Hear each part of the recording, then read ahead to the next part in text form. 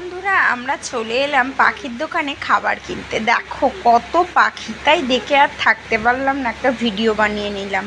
এই দেখো এখানে রয়েছে ককটেল, বদ্যি আর স্পিঞ্চ, নিচেরগুলো মনে হয় স্পিঞ্চ, এরকম কিছু পাখি হবে। দেখো কালারগুলো কত সুন্দর সুন্দর।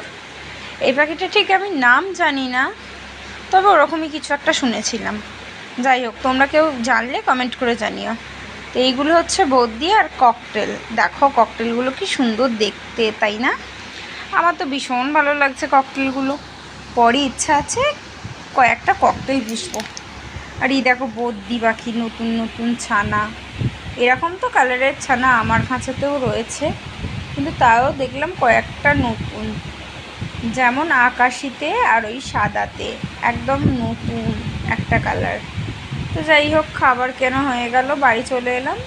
তো এই দেখো বদ্যির খাবার।